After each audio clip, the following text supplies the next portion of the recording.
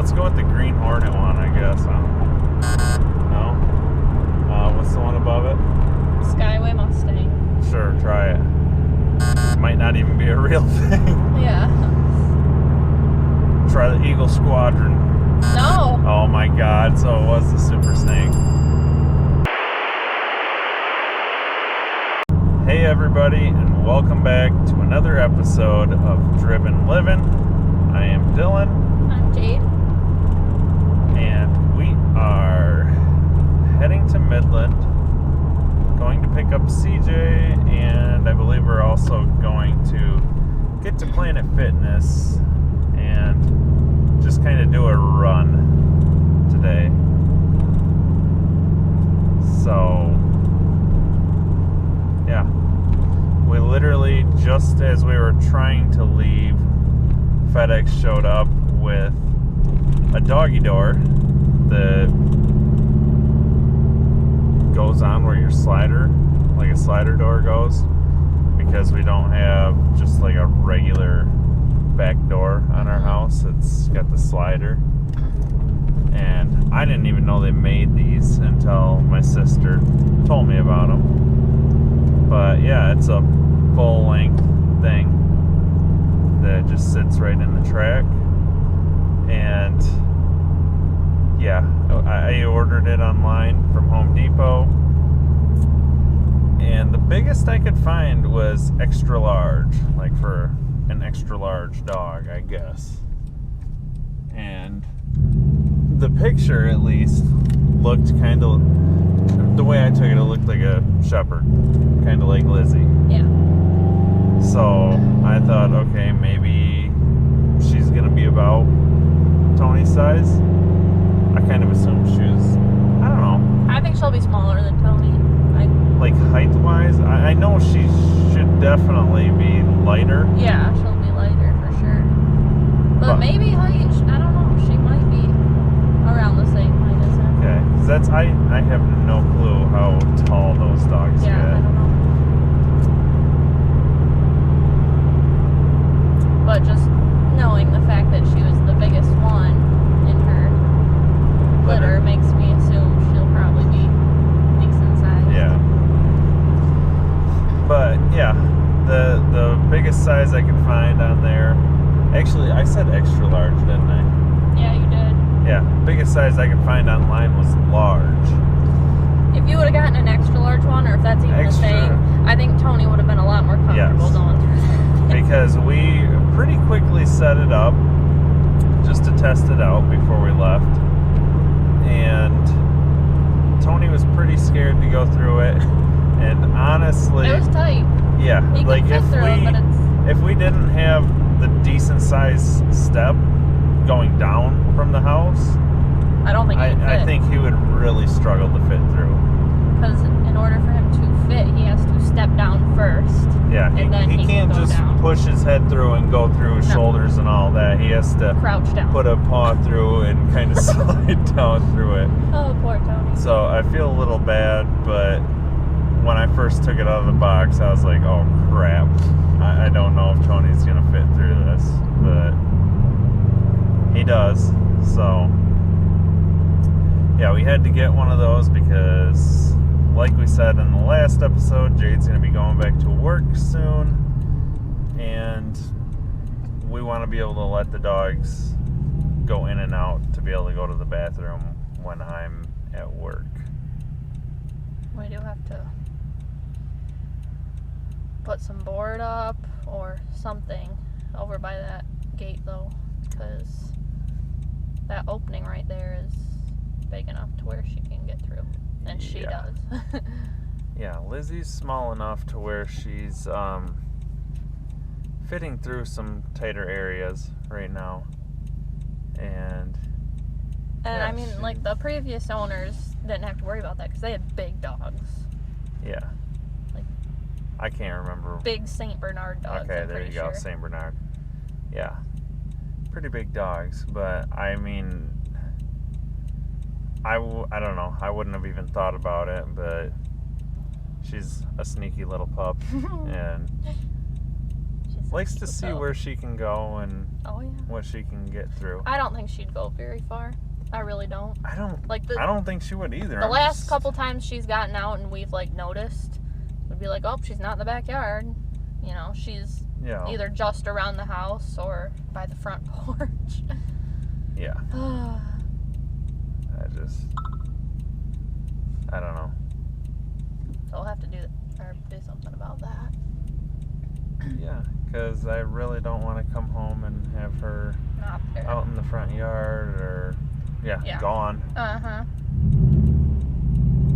Alright, guys. So, instead of doing random questions right now, we're going to save that for last. And we're going to do car trivia time right now. Okay, so this week we're going to do trivia on the Ford Mustang, which should be fairly easy. She thinks so. Should be. I'm not a big, I didn't grow up being a huge Mustang fan. I like them all now, but, you know, with my dad, it was always GM. That's why he made fun of me for getting Jetta. That's why he made fun of me for getting the Subaru, but I like them all. Anyways. Alright. What year was the earliest Ford Mustang model? 1963, 1965, 1966, 1964.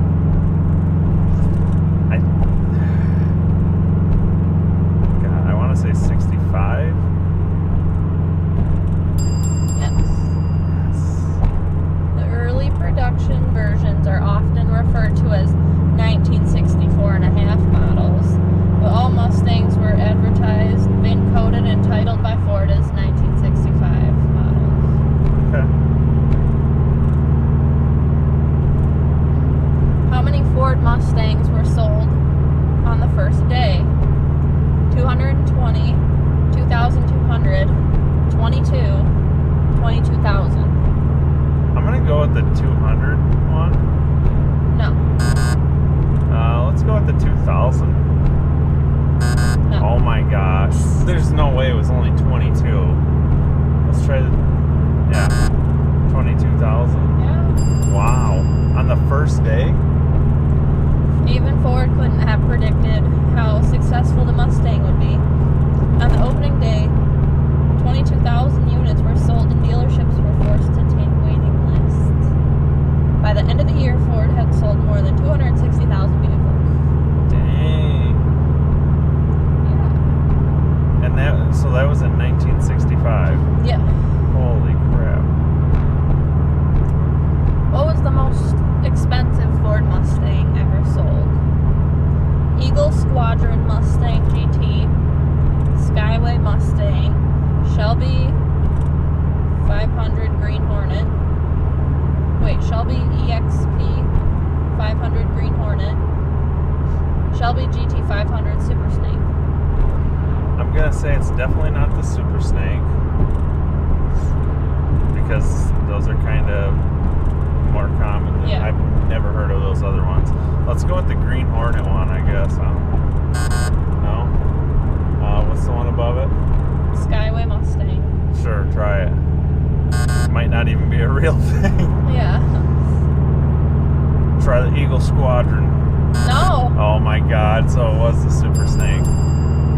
That's surprising. I just heard those funky names and I was like, okay, maybe there was such a thing as one or two of these that I didn't know about. Right. They're gonna pull out in front of me, aren't they? Yeah.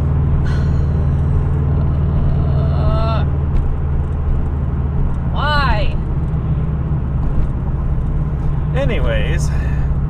The collector's market for vintage Ford Mustangs received an unexpected jolt in 2019 when a one-off 1967 Shelby GT 500 Super Snake went for $2.2 million at a Florida auction, doubling pre-show estimates to become the most expensive Mustang ever sold. So it doubled what they thought it was going to go for. Yeah. Wow.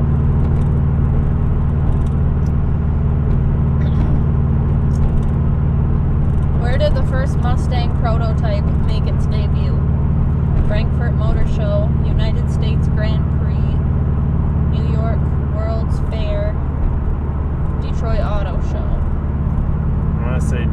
Auto Show? I don't think that's right. No? No. I'm thinking back to, like... Oh, never mind.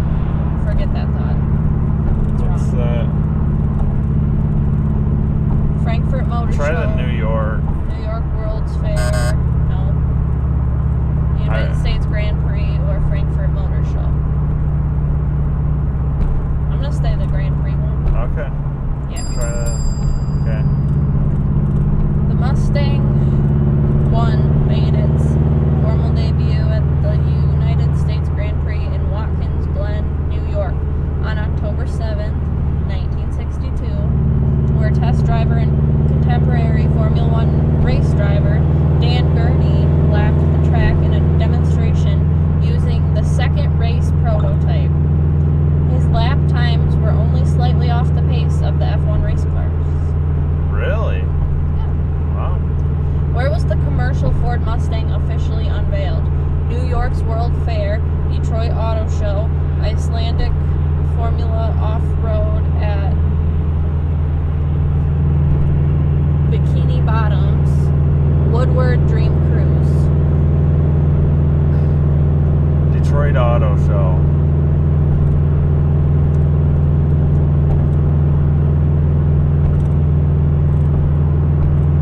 Trying to click on. No. Okay. Jeez. No, it wasn't Detroit. What was the Woodward? Yeah. Woodward Dream Cruise. Sure. I don't know if that was even a thing back then. Yeah, I really... New Yeah, York. this should be easy. Yeah, it's really not. Yeah. New York what now? New York World's Fair. Try that one. The Ford Mustang, a two-seat mid-engine sports car, was officially unveiled by Henry Ford II at the World's Fair in Flushing Meadows, New York, on April 17th, 1964. That same day, the new car also debuted in Ford showrooms across America. Okay. The original Mustang shared components with what other vehicle? Ford Cougar, Ford Maverick, Ford Falcon, Ford Talladega. I think it's the Falcon. Try it then. Yes. Wow, you're good. To achieve an advertised list price of $2,368 US, the Mustang was based heavily on familiar yet simple components, many of which were already in production for other Ford models. Many, if not most, of the interior chassis, suspension, and drivetrain components were derived from those used on Ford Falcons and Fairlane. Okay.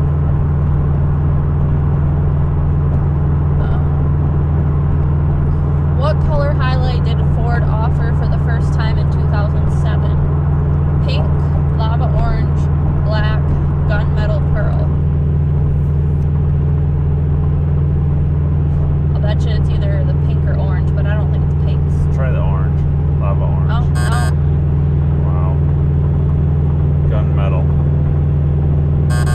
Black. Wow, so It they was actually pink? put pink on? Seriously? Oh, that was 2007. Okay. I said that. I know. I just... So wait a minute. A special Warriors in Pink Mustang joined the lineup in 2007 to raise funds for the Susan G. Komen race for the cure breast cancer research. So they literally produced pink I guess. Mustangs in Sounds like 2007? Was it just 2007? I don't know. Huh. That's cool, but weird. It must have been just 2007 or for not very long because I mean, you don't I don't think I've see- ever seen a pink Yeah. Mustang. Huh. I was just wondering if they like actually mass produced it or like you had to like order it. Yeah, like special Yeah. order. Yeah.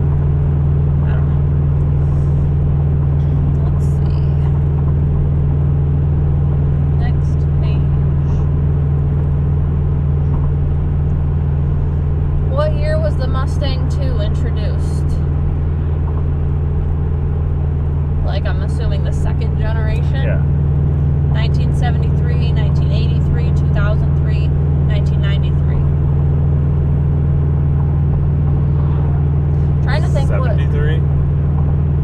Yeah.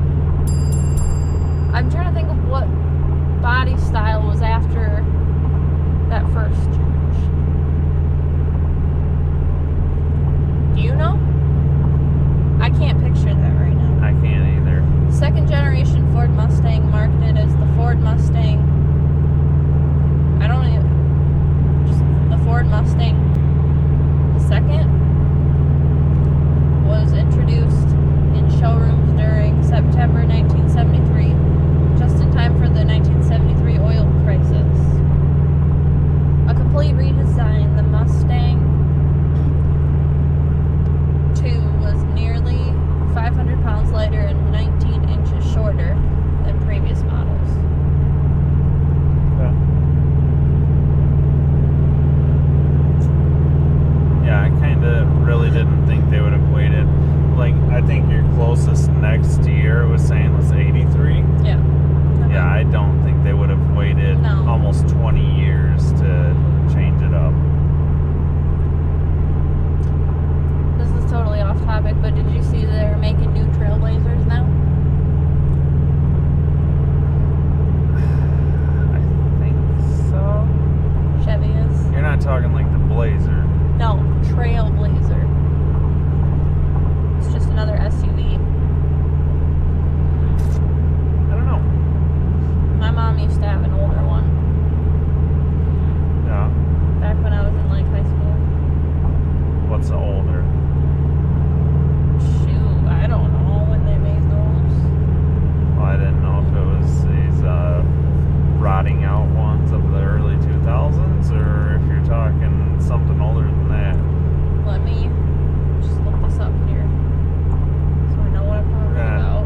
Take a quick break from the trivia to figure out. It's okay though, because we should be talking about stuff I like know. this. Trailblazer. Like, you know, Trailblazer SS's? Oh, is that body style? Yes. Oh, okay. Yeah. New 2021 Trailblazer starting at $23,300. Okay. Do they have a picture of it? Yes. This is the new. I saw it on a commercial a couple days ago.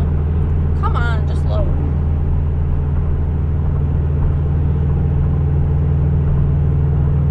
That's the new 2021. Okay. I feel like I've Trailblazer. seen pictures of it. Looks pretty good. It almost reminds me of something. So they're making a Blazer and a Trailblazer. Yeah, it almost reminds me of like a Nissan Juke. You know what those look like? Yes. It kind of almost reminds me of that. I don't know. Anyways, let's get back to the trivia. Okay. What was the first Mustang with a 6-speed manual transmission?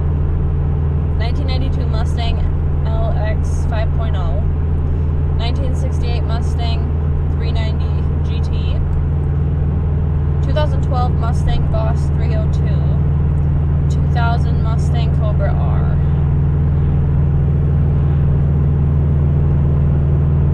Let's go with the 2000. Yeah, that's what I was thinking. Yep. The 2000 Cobra Mustang Cobra R featured three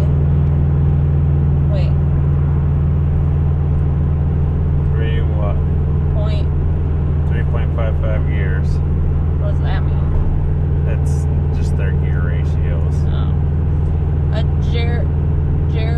what's that say? Oh, Lord. Gyrodisc Gyrodisc. hydro-mechanical differential with speed and torque sensitivity and a Tremec T56 6-speed manual transmission that was closely geared for drag racing or road course usage. Okay. Wait, that's what the GOAT has. What? T56. Yeah. That's what I thought. Okay. At first, I thought you were asking what was the first year that they put manual transmissions in it, and then I realized you said 6-speed. manual transmission. So I was like, okay, that was probably early 2000s or so, right around there. And that was all for the Mustang trivia. That was it? Yeah. So Okay. Do you want to do no more? No? Oh, we gotta do Volkswagen trivia next Yes. week. We'll try it. Yeah, we'll have So, to. yeah. That was it for the Ford Mustang trivia. I better start drinking this pre-workout. Yes, you better. And while we're at it, and people are gapping us all over, grab your popcorn, grab your drink. It's time for movie time. I know Jade loves when I say that, so that's why I like to say it now. I won't do this with you anymore if you keep saying that. I think it's fun. It's not. No. I think it is. This week we're going to talk about, I believe it's a Netflix original. This guy's going to pass us at the last second here. People love passing right here on M115, like at last second, or they'll just haul ass around you just to end up getting on their brakes, you know, but That's just a Michigan driver thing, I think. yeah. But anyways, what I am pretty sure is a Netflix original, Wheels of Fortune. And this movie, I didn't quite get the point of this movie, but it was funny.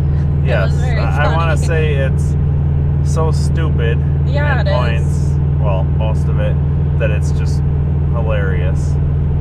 And I guess pretty much what I get out of it is that there's this business guy who's got these two kids, Yeah, who are a daughter and son that are both ridiculous. They're pricks. one's just, yeah. They're stuck up, think they're better than everyone else.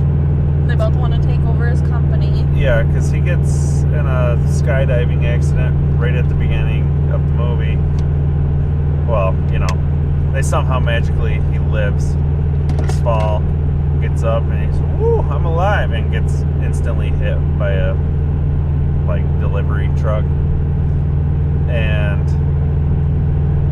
I'm going to give it away because, you know, we're just summarizing the movie.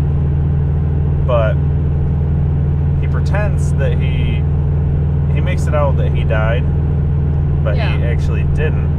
But he tells his two kids there that, hey, he's actually got another son, and this guy that works for him, the three of them, the two kids and the guy that works for him, are sent out to find this other kid, which, well, he's an adult, but Yeah. Beauregard. And they find him, and he gets to do these little missions that are races in order to win a big sum of money, and the way I took it, possibly take over the dad's company. Yes. But see, that's what I didn't understand at the end, where he, like, comes in from that helicopter at that very last race, and, you know, he just basically, you know, why did he make him go through all that? I didn't get that part. I think he was gonna let him take over the company if he done it. Oh. But, oh yeah, because at the end he said he didn't want to. Yeah. Gotcha. But if you got a description. I'm going to look up a description. But anyways, so Beauregard at the time there is like a mechanic on this pull tractor that this other doucher guy that he grew up with Drives. races. Yeah, drives it. He just And works for him. yeah, Him and his other friend. his other buddy, they're pretty goofy. Yeah. But he ends up taking this first mission, which is to win this race right there. They had to lock the driver in the porta potty for him to be able to race it. And he wins it. Thought that was it at that point. turns out there's like 4 other races that he had to go do. Mm-hmm. Yeah, he races a boat. He races a boat. He does a dirt Monster bikes, Jam. Monster Jam. Was there something else, or was there just 4 of them? Oh, that second one was the. Oh, he was in that truck. Yeah. Yeah. I don't know. What kind of racing is that? I was just gonna say, I don't know what they call that. I really can't remember, but it's like track. Yeah. Truck. I really can't remember. But this says, well, I mean, in order to claim his inheritance, a born loser travels, well, not loser's him, Bo. Beauregard. He has to travel the country with his childhood friends to prove he can be a winner-ish. But I think that's why he finished that last, like, that's why he did that, like, last, it wasn't really a race. Because that last thing he had to do. Jam is racing. Oh, it is? Okay. They do the races initially, which is where he ends up flipping the truck. Oh, yeah. Races, I guess they must have had a wheelie competition and then freestyle. Yeah. And so he wasn't going to do that, though, at first. But then he wanted to because he wanted to prove to himself that he's a winner. Because one of his childhood friends, he was in love with this girl, Mandy. Yeah. And during the Monster Jam thing, she ends up trying to get, well, she was going to take a bus back to Tennessee. Yeah. Because, and I'm kind of jumping all around in this, but basically, his dad, you know, the guy that claimed he was dead, his kids, well, at least the daughter specifically, was trying to make sure, like, she was trying to do everything she could to make sure he didn't end up taking over the company. Right. And then, I don't know, it was like after his second race or something, this publicist lady. Publicist. Yeah. Comes in and like she's rich and everything, and she wants to like try to make him big because he's such a good racer and just get his name out there. But what she's really doing is just trying to mess him up so that he doesn't win, so that he can't get that inheritance. Yep. Yeah. Because it was all set up by. Yeah, the daughter set that all up, trying to make sure that he wouldn't win. He came into obstacles through almost everything. I don't know if that lady wasn't there after the trucks. Well, before the truck races. It was after that. Oh, yeah. And then with the whole dirt bike thing, they had some little, chip clip to clip your bag closed on your chips. Yeah. They had that on his throttle, so that his throttle wouldn't go all the way open. Oh, yeah. Trying to mess him up there. I really don't know if they've done anything with the boat races. He was just afraid of the water, didn't know how to swim. Yeah. So that Mandy taught him how to swim and all that, and I think that's really where they started to really show their feelings for each other and that. And then even though she was Noodle's mom. Yeah, Noodle's mom. They're the same age, but she married his dad. And at the very end, when when Bo and Mandy get together, they have a kid, and they're going to take the picture in front of their house, and he's talking about how great life is and how he's got 2 little boys. Yeah. She's holding the baby. There's Noodle right next to Mandy. Yeah, speaking of Noodle, when they decided that they were actually going to go through with these races, they set up their own team name because Bo and any of his teammates would get $100 a day, which was absolutely awesome for them. They set up their own team name, which they called Boodle. Bo and Noodle.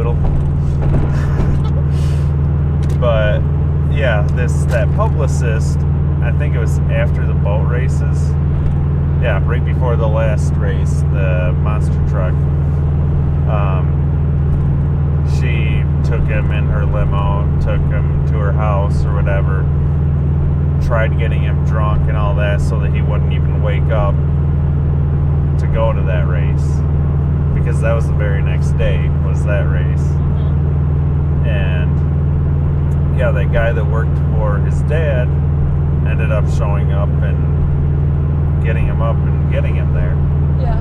Because, you know, The lawyer. Yeah, the lawyer started out not really caring about Bo or his friends. But he ended up becoming pretty good friends with them. He was just kind of there to see to it that he had his opportunity to try for this. And yeah, he ended up really liking Bo and Noodle and Mandy and kind of became friends with them. Yeah. And yeah, it was a good movie. I saw that it was only rated 5.5 stars out of 10 on IMDb, which kind of makes sense because I still really don't get the point of it. Like, it didn't really explain why this guy faked his death just to, you know, like, it just doesn't make sense. Yeah, I guess it doesn't really give a full-on description of why, but I just kind of took it as that he wanted to see what his son could do. Yeah. I mean, especially for not growing up with his dad. Uh-huh. And I'm pretty sure he mentioned somewhere in there about seeing how his daughter and other son were dicks growing up with him. But yeah, at the end there, Bo ends up stopping the bus that Mandy's on. They, I don't know what you want to say, start their relationship together right there. And that was kind of funny when Noodle showed up. He's, Mom? My new dad?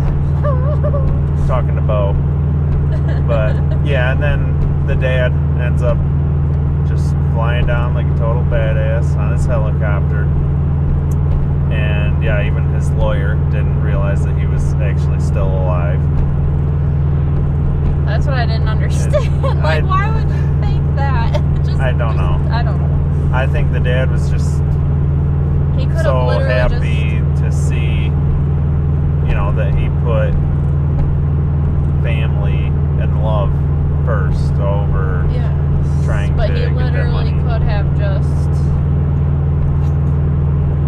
you know, found this dude and, you know, he didn't have to fake dying to get him to do all that, I'm sure. Well, maybe. I was going to say, do you think he would have, if he would have just showed up when Bo was working and been like, hey, you know, I'm actually your dad. The money is what motivated him at first. You're right. So never mind.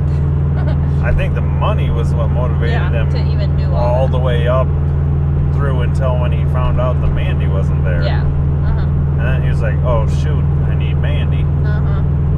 Yeah. Because I really think if the dad would have just shown up there before that and just been like, hey, I'm your dad, you know, you want some money, you want to join me or whatever in He'd my probably business. been really pissed. Like, where were you? I feel like he would have been pissed at him and not wanted anything to do with him. Which he still didn't afterwards, by the sounds of it. Did he say anything about that? I don't remember. I don't know. It just kind of seemed like they were like okay. Yeah, I don't know.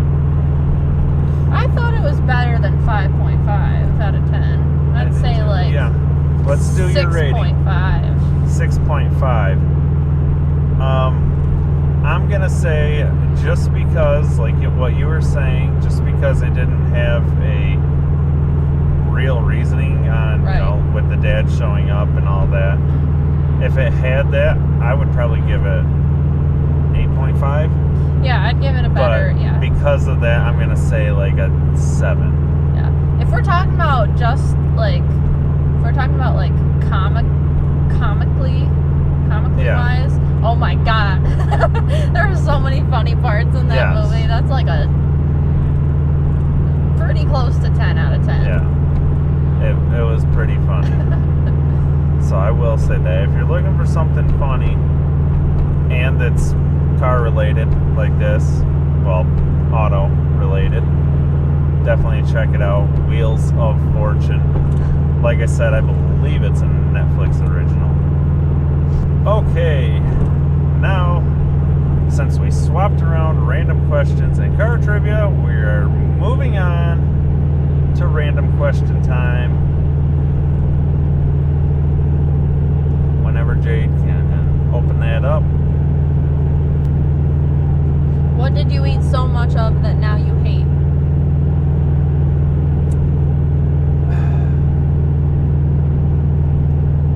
Eat so much of that now I hate. Yeah, like... Well, that's... I don't know. I feel like it's going to be chicken for you because it's all you... I still like chicken though. I know, but that's what I was just gonna say. Like now, it's not like I eat so much of something that I hate it. It's just like you get tired of it for a while. I've had to really change what I eat because I think back in the day there, I might have had chicken nuggets from McDonald's so much that it got to a certain point that I was like, okay, I need to have something else. Yeah.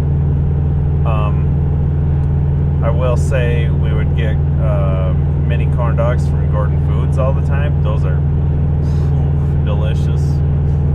And I would eat those so much that, because they're big bags of them, but I would eat those a few days in a row, good amount of them, and I would get tired of them then. But either that, it's just, I don't know. All I can think of when I think of eating something so much that I hate it is before I started, changing the way I eat and that. And it was just either like chicken nuggets from McDonald's or I'd have pizza from G&D almost every single day. And I would just have it so much that eventually you're like, okay, let's do something else. What about you? Well, you got anything? I don't know. The only foods that I actually hate are those grits that people eat for breakfast. Grits? You've never heard of those? I don't think so. They're nasty. I don't know why people think they're good. Okay, but did you eat so many of them that No, you started that's not eating? why I hate them. Okay. I hate them because they're gross. Okay. But I was gonna say, I don't think there's anything like food-wise that I hate because I've ate too much of it. I just, when I do eat too much of something that I like, I'll just get tired of it for a while. Like, Yeah. But, eventually I'll be like, Ooh, that sounds... 2 months later, I'll wake up and I'll be like, oh, that sounds so good. I haven't had that in forever. Mm-hmm. Or like, I feel that way about Taco Bell a lot.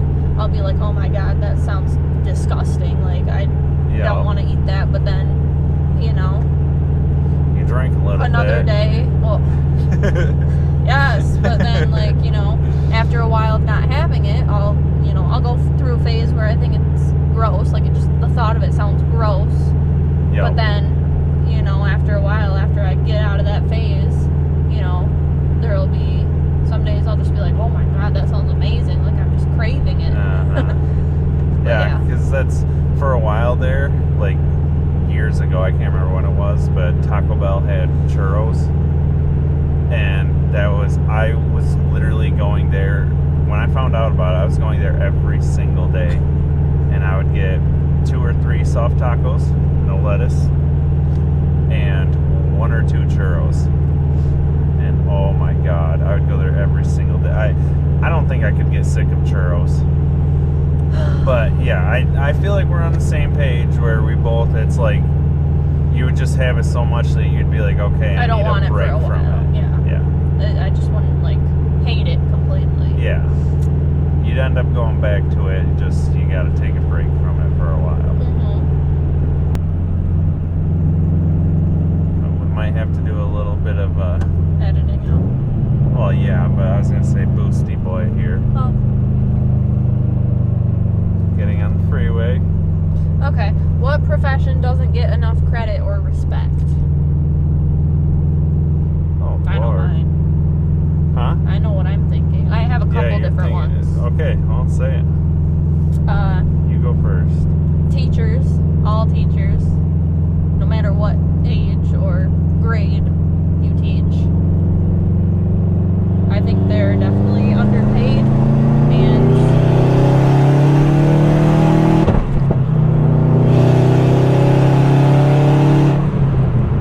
I gotta get a video of this shooting flames. I know, I feel like it probably did right there. It felt like it. It felt like it. Anyways, teachers. Yes, teachers and teachers, professors, whatever. Anything in the education field. Yeah. And what was the other one? I had another one, but I can't think of it. What do you think? I'm gonna say police officers. Yeah. Just because, like, and I know, especially that's really been a big thing this year, obviously, for good reason. I feel like too many police officers are getting labeled as bad. I just feel like people as a whole are trying to, like, place the blame on all police officers when, you know. I think people do that though because it's like, it just goes back to like, if you have one bad cop, you know, that does something bad, like actually bad, and you've got 5 cops defending him, not doing shit about it, you have 6 bad cops. Like, if they're sitting there like saying, okay, this is okay, like, and they're, but it's not okay. But they're probably not saying this is okay. Then why aren't they doing anything about it? Oh my god. What? Okay, never mind. I'm just asking. Well, I didn't want to argue with you. It's not. No, I'm not arguing. We're literally I'm just saying there's plenty of cops that are getting threatened or that should not be. You know, yeah. And we've seen that too, though. Like I've listened. There are so many good cops. So many. Yes.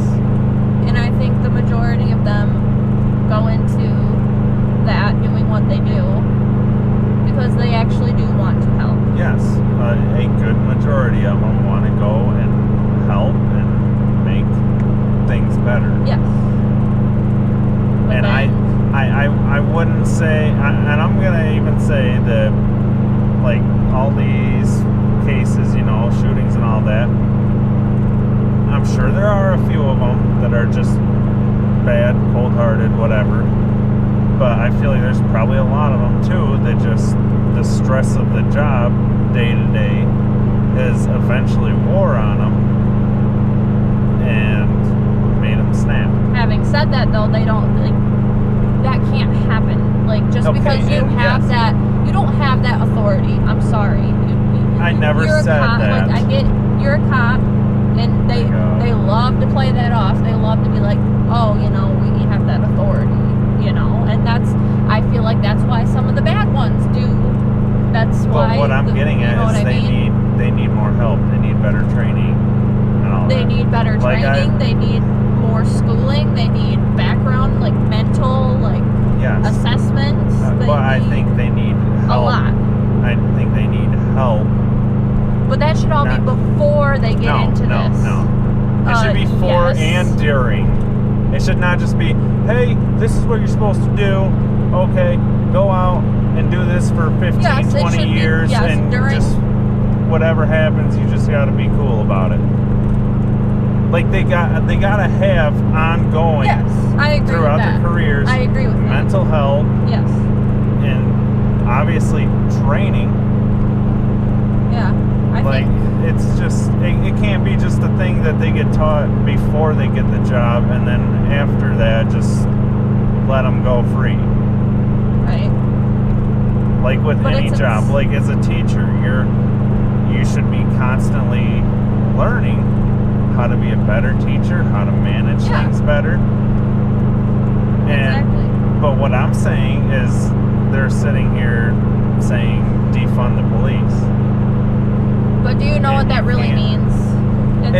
It means a whole lot of things. It doesn't just mean what does it mean to you? Good God. What does it mean to you? What does it mean to you? Let's hear what it means to you, because I'm gonna fight you on it. I can about guarantee it. No, because that's all you want to do is fight me on it. That's all. You just started the fighting. All I was trying to say. What was the question again? What profession doesn't get enough credit or respect? Yes. And all I was saying was the cops. Yes. Because and I agree. Unless you're a cop, you don't really understand what they go through every day. No. And then you just started going in on me about, oh my God. All I was saying was, yes, as a police officer, you're going to see some bad things. You're going to go through bad things. You're going to deal with bad people. Like, you just are. That's part of the job. But that doesn't give you a right to, use your power or whatever you think you have. You know what I mean? Yes, I do. I'm trying to put myself in their situation. Yes. With, like... We should edit this out.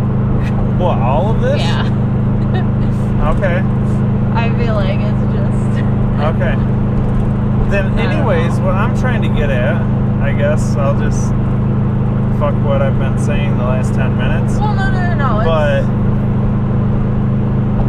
it's not I just picture being a cop, and every time you pull someone over, when you're coming up to their car, you don't know what to expect. Right. And that's scary. Like, you could come up there, they could put their window down and have a gun right in your face. Yeah, and I don't think that's right. Like, people who sit there and, like, challenge them or whatever, like, just do what you're told. I know. But at the same token, they need to be respectful. The cop does. You need to go about it in a respectful manner. Because you're not going to be respected if, you're saying, barking orders at citizens. You know what I mean? Yes, I get that. But let's move to another question then, if we can't put that in there. We can. I think we should. You're telling me not to. I think we should, because I think we're making good points. Yes, I get your point as well. At the end of the day, I think there are more good cops than bad cops, and they definitely don't get the respect that they deserve. Yeah. The good ones. The good ones. I just think they literally, all need to be able to have they do. more training, and I think definitely more mental help. Just some states are better about that than others, though. Yeah, I'm sure But it needs to be, there needs to be more. Yes. There needs to be more, so stuff that has been happening doesn't happen anymore. Continue to happen, yes. Okay, we ended that on a good note. God. What chokes you up when you think about it? That's not positive. Wow, yeah. I kind of want to talk about that, though. What? What chokes you up when you think about Why? it? So I can say my dog dying and family members dying. For me, dying, yes, but for me it's always been bullying or mistreating someone. Yeah, I'd agree with that one. Yeah, it's always been that way. Like if I just think about it, it brings tears to my eyes. Yeah. Because that's I know you've said before that you have. It's harder for you to stand up for yourself than it is to stand up for someone else. Oh yeah. And I completely agree, because especially when there's someone and they're not in a position to do so, like at work, cashiers. Yeah. That's the main people that I've seen, and I'm not talking as an adult, I should say. Kids, it's bad too, but and it's not just kids, it's anybody can be bullied, and I would say most recently for me, situations I've seen people getting bullied are people like I just said, for example, this has kind of been a while ago, it was this year,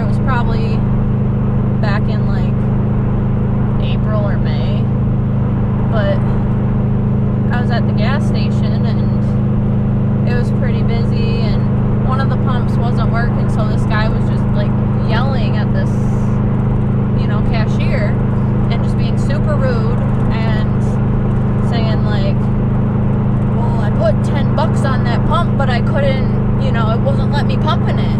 I shouldn't have had to come in here twice, or I can't remember exactly what all he said, but he was just making a big deal about it, just being super rude, and yeah, it made me, like, stuff like that makes me so angry, like, and I'll bring up the subway incident, too. This was a while ago, too, but you remember that. Yes. Like, it was a Sunday. I was out in the car. Yes.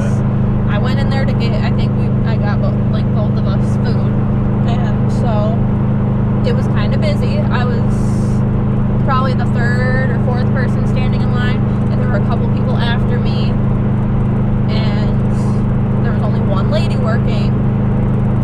She even said she was the only one there. Either that or someone was on a break or something. I couldn't imagine that she was the only person there. But I mean, I don't know. Maybe. I don't know how many people, you know, I don't know how that works, but anyways, she said she was the only one there at the moment, and, you know, she was busy, and this guy, like, 3 people behind me, he hasn't even been in there 5 minutes, and he's shouting across the line saying, you know, you need to switch your gloves every time you make a sandwich or something. And she didn't say a word because, you know, she's not in the position to sit there and argue. So she just, like, quietly, like, no, I'm sorry. He said, you're supposed to wash your hands after you make each sandwich or something. But yeah, that's what he said.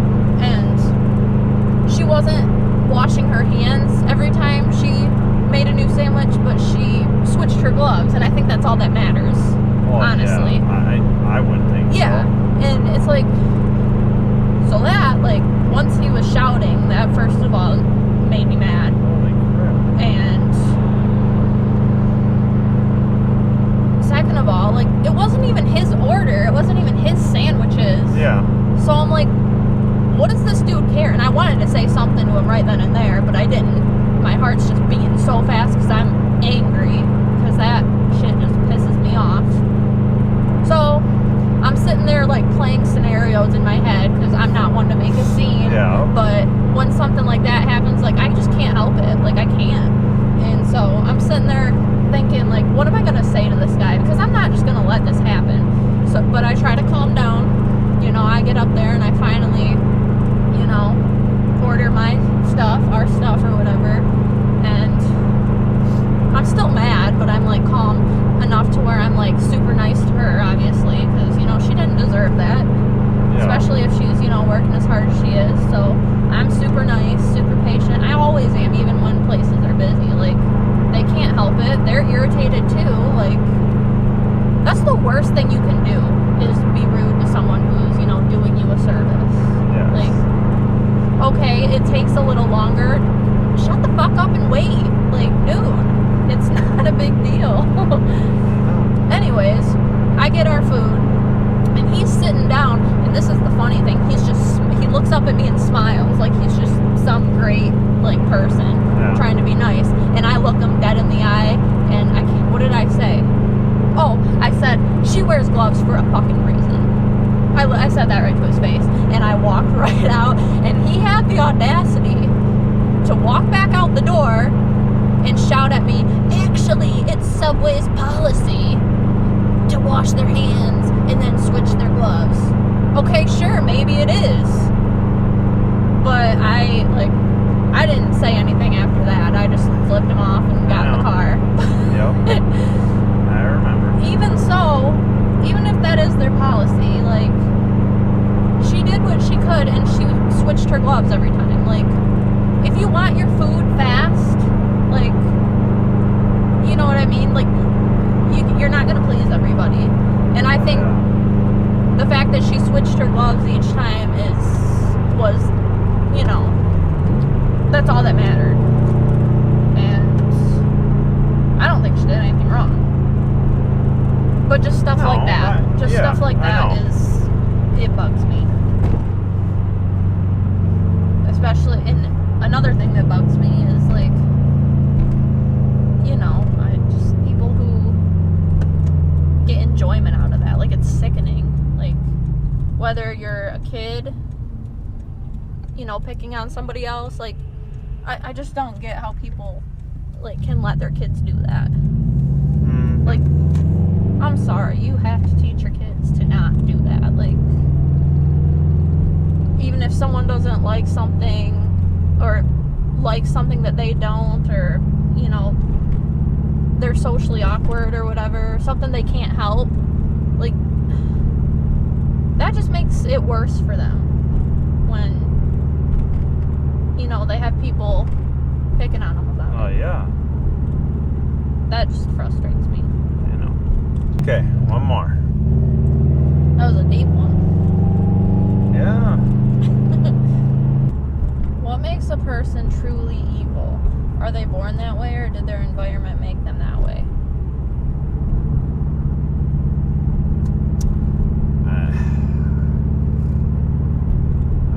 I don't know. I don't feel like anyone is just born that way. I don't either. I think it's what you grow up around. Like, you talking about the bullying and that, obviously, like, there's a bunch of these, like, mass murders and whatnot that have, from what I've heard of the stories, been a result of them being bullied throughout, their life. And I feel like a lot of them that escalate to that point is a result of their home experience as well as outside of the home.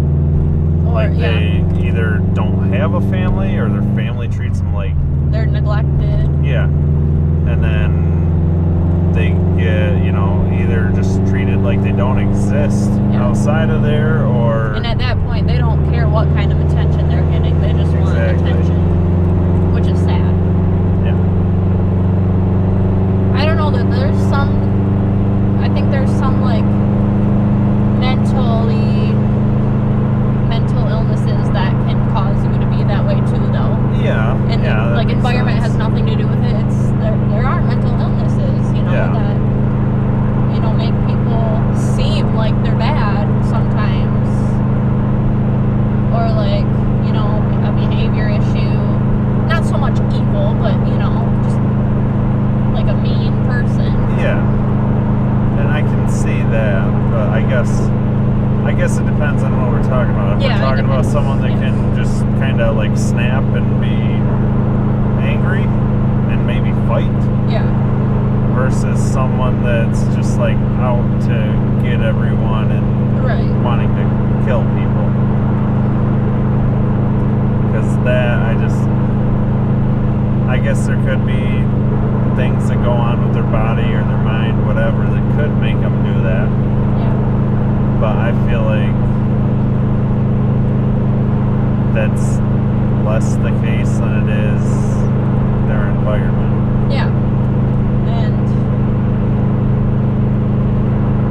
I think, at a certain point, and this is with any, like,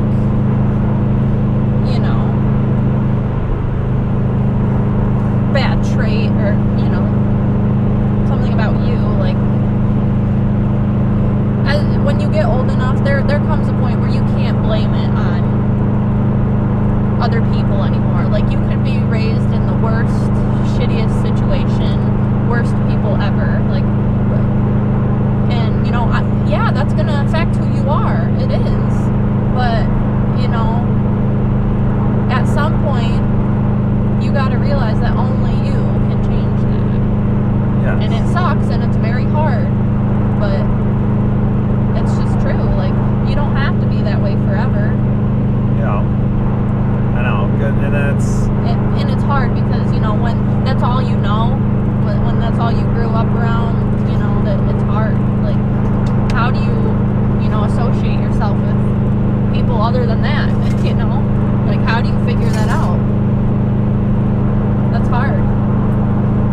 because I mean, if we're gonna go like talk about that, it's at the end of the day, no matter how your life was growing up or is currently, whatever, if you want it to be different, that's on you. Yeah. You gotta be able to say like, hey, this might have happened to me, or I might be going through this, but if I want to be a better person, or if I want to go better places in life, then it's up to me to move myself in that direction. Changes. Yeah. And that's not easy. No. And at all. That's probably one of the hardest things you can do. Yeah. Is like change who you are. Yeah. Sometimes you can't because it's just so hard. I mean, you can, but some people don't think they can because it's so hard. Yeah, exactly. And that's why, like... And they don't know how to. They need help. Yes, but that's like me personally. I've, for a couple of years now, listened to a lot of motivational stuff on YouTube and that, like Les Brown or Tony Robbins or T.D. Jakes or Eric Thomas.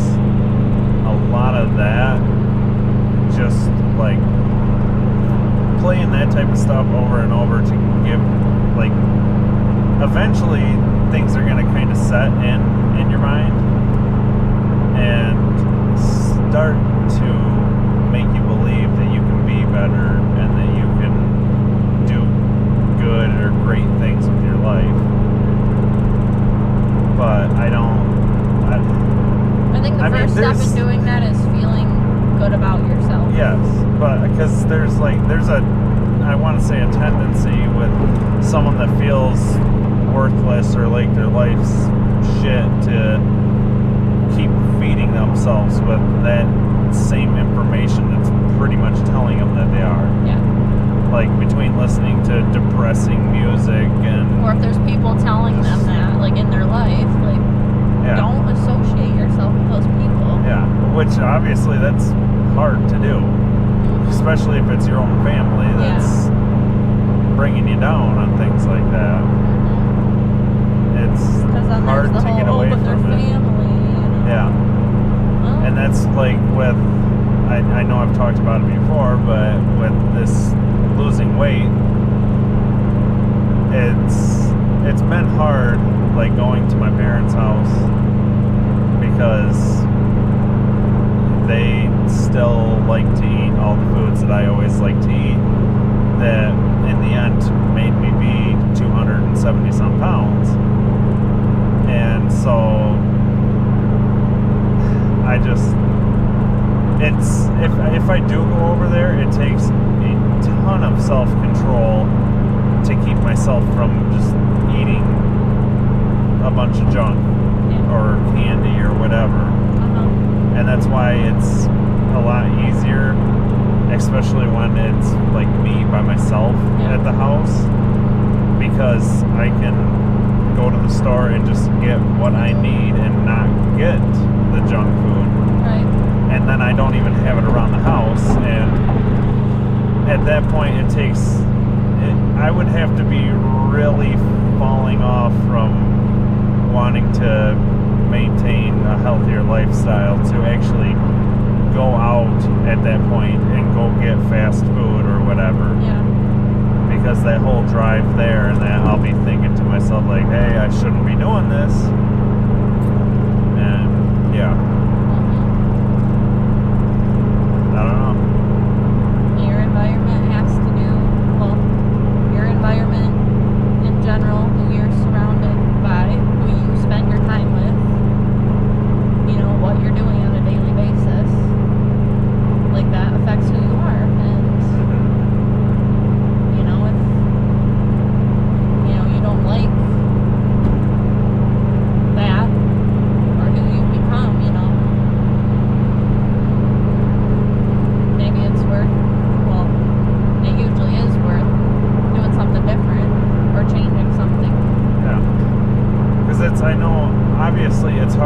growing up and you're still living with your parents, you have no choice. like You have no choice. I mean, you can, especially if it's like what I'm saying with my gaining weight and that, you can say, no, I don't want to eat that, or no, I'm not going to eat that much. But it's like, when you're growing up and you're living around it,